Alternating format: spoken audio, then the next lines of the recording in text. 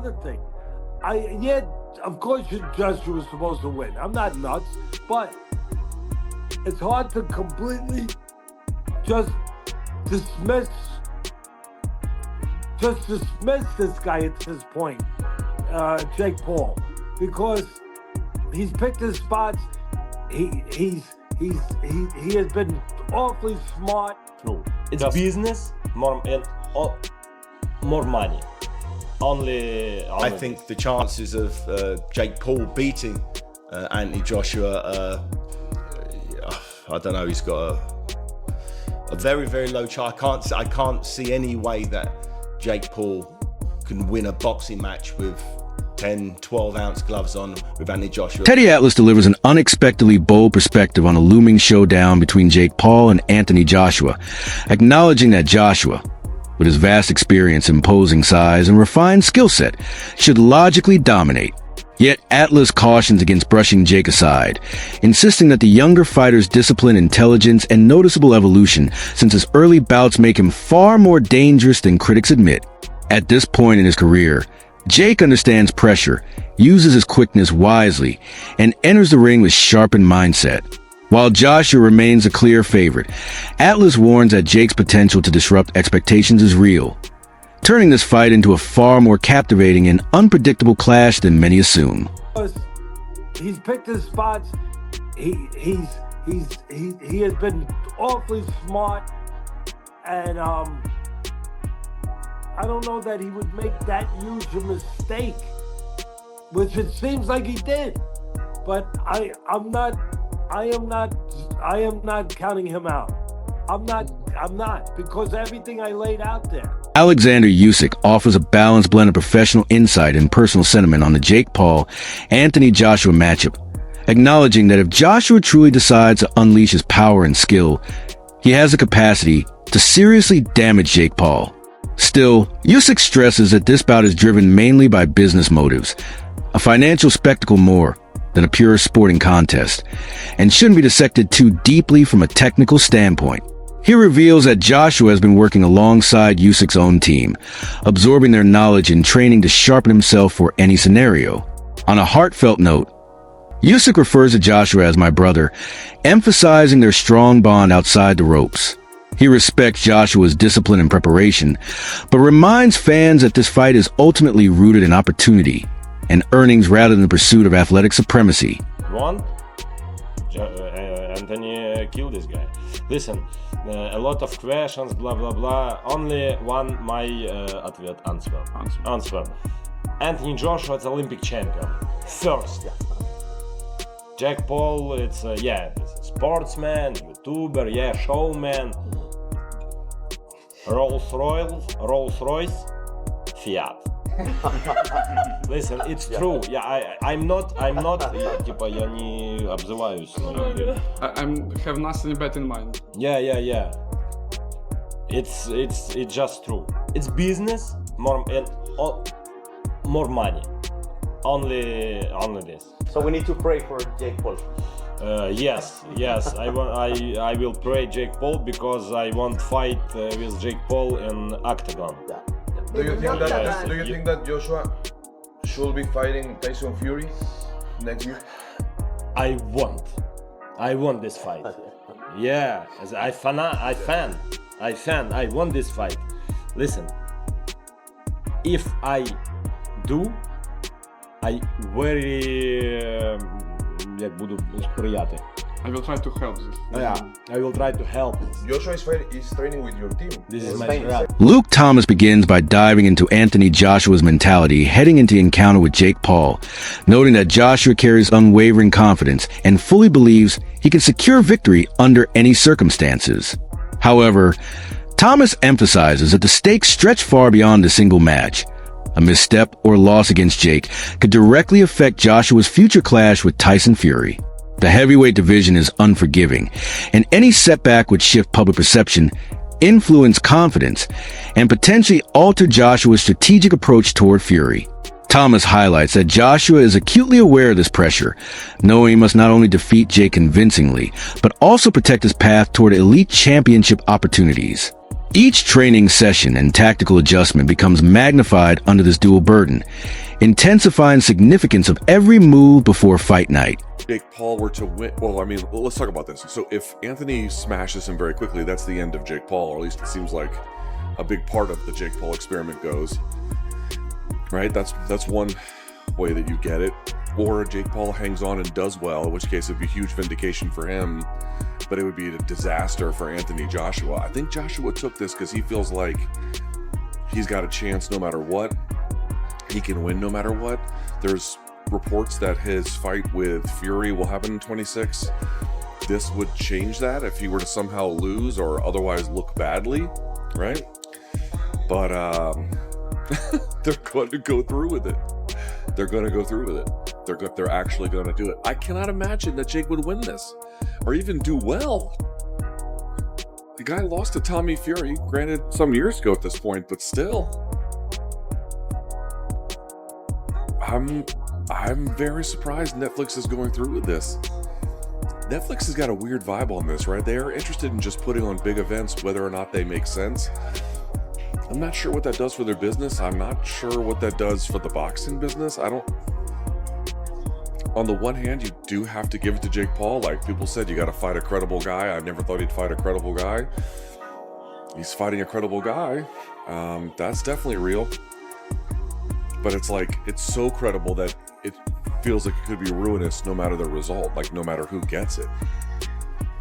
And that is strange. That is very, very strange. I mean, to go from Mike Tyson at nearly 60 to Gervonta, who's 5'6", to now Anthony Joshua, who's 6'6", it just, I felt like his whole game and his whole shtick was predicated on not... Liam Goff raises a pivotal concern regarding Joshua's weight and conditioning, pointing out that while Joshua typically fights around 265 pounds, he now faces a challenge of shedding close to 20 pounds in just a month to prepare for Jake Paul. Goff explains that such an accelerated weight cut is far from ideal for an athlete of Joshua's age, as rapid loss can diminish energy, stamina, and overall physical sharpness.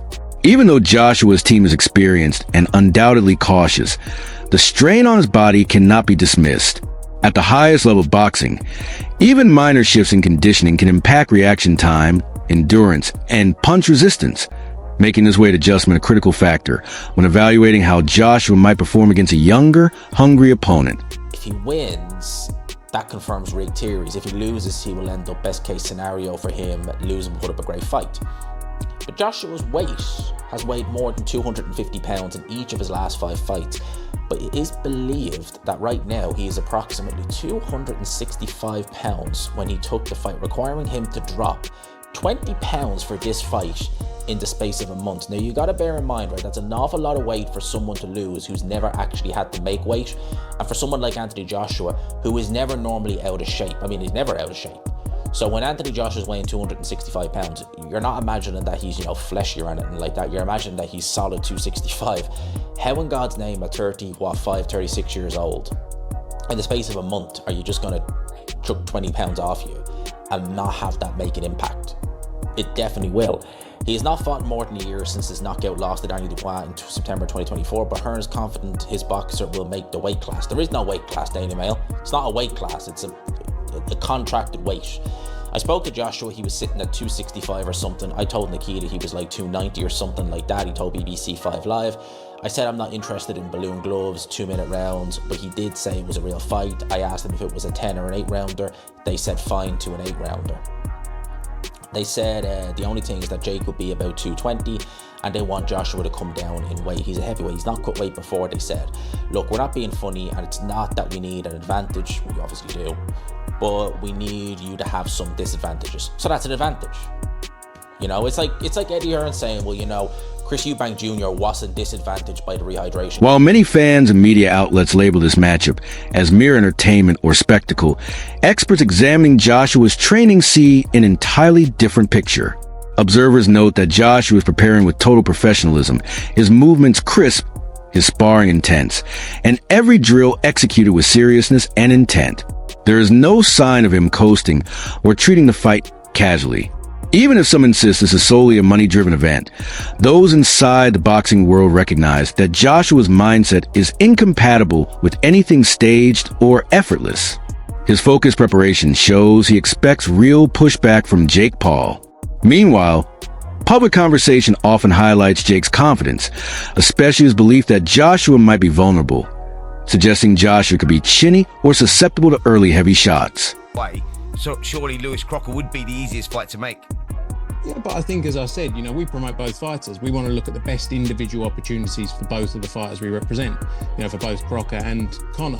And for Conor, he's looking at those mega fights coming off the back of those 2 stadium fights. He wants the likes of Ryan Garcia, Devin Haney, those big American names. And that's our job to go and deliver those type of fights for him. And for Crocker, we've got to deliver the biggest possible fight for him as well. But every fight is on its own merit. I understand what you're saying, Simon, around he's not going to do the second day weigh-in, but that's his choice. Just like Chris had a choice not to do that. They both made a decision to step, Conor in his half made a decision to step up in weight to 160. Chris made a decision to make 160 and then do the 170 the next day. That fight was for money. We know that. This fight is for world titles.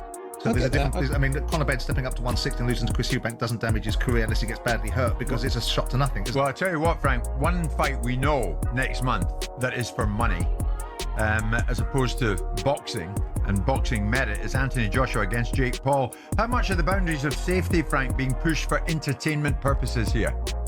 No, look, obviously we are in a dangerous sport. We have to accept that.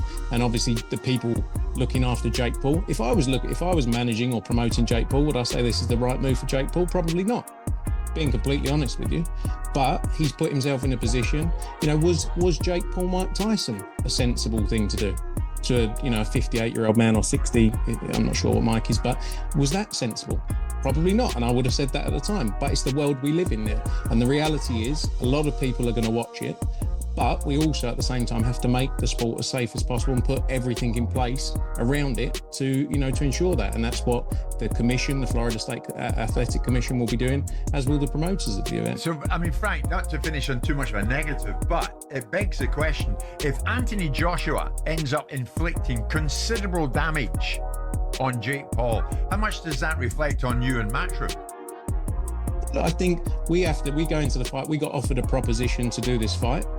Anthony Joshua accepted it. Jake Paul's put himself in a position to take that fight, and that's the reality, Jake Paul. But we all want everything we do in this sport, we want to make it as safe as we possibly can, but we have to accept the risks attached to it. And this is risky, isn't it? Yeah, look, it is risky. I think Jake Paul's crazy. I think he's delusional. But respect to him for doing it, and he's getting a load of money. And Frank, just to silence all the doubters here, a lot of people saying this can't be real, Anthony Joshua going in there, it must be an exhibition, or Anthony Joshua's going to it's going to be choreographed and Anthony's going to carry him through a couple of rounds. I know Anthony Joshua, just to silence all those doubters, he's going to go in there to do a job, right? Frank Smith predicts a lively and dramatic opening round, fueled by the idea that Jake Paul may attempt to capitalize instantly on any perceived weakness in Joshua's chin. However, analysts warn that such assumptions are speculative at best, as boxing frequently unfolds in unexpected ways. Still, Smith's remarks reveal Jake's mindset: confident, aggressive, and determined to strike early if an opportunity presents itself. For fans and media, this anticipation of fiery first-round confrontation heightens the excitement. Yet insiders underline that the true outcome will rest on strategy, discipline, and execution rather than pre-fight declarations or bold predictions. We are in a dangerous sport. We have to accept that. And obviously the people looking after Jake Paul, if I was managing or promoting Jake Paul, would I say this is the right move for Jake Paul? Probably not, being completely honest with you. But he's put himself in a position, was Jake Paul Mike Tyson a sensible thing to do? To a 58-year-old man, or 60, I'm not sure what Mike is, but was that sensible? Probably not, and I would have said that at the time. But it's the world we live in now, and the reality is a lot of people are going to watch it, but we also at the same time have to make the sport as safe as possible and put everything in place around it to ensure that. And that's what the commission, the Florida State Athletic Commission, will be doing, as will the promoters of the event. So, Frank, not to finish on too much of a negative, but it begs the question, if Anthony Joshua ends up inflicting considerable damage on Jake Paul, how much does that reflect on you and Matchroom? I think we go into the fight, we got offered a proposition to do this fight. Anthony Joshua accepted it. Jake Paul's put himself in a position to take that fight, you know, and that's the reality. You know, Jake Paul. But we all want everything we do in this sport. We want to make it as safe as we possibly can, but we have to accept the risks attached to it. And this is risky, isn't it? Yeah, look, it is risky. I think Jake Paul's crazy. I think he's delusional. But respect to him for doing it, and he's getting a load of money. And Frank, just to silence all the doubters here. You know, a lot of people saying this can't be real. You know, Anthony Joshua going in there, it must be an exhibition, or Anthony Joshua's going to it's going to be choreographed, and Anthony's going to carry him through a couple of rounds. I know Anthony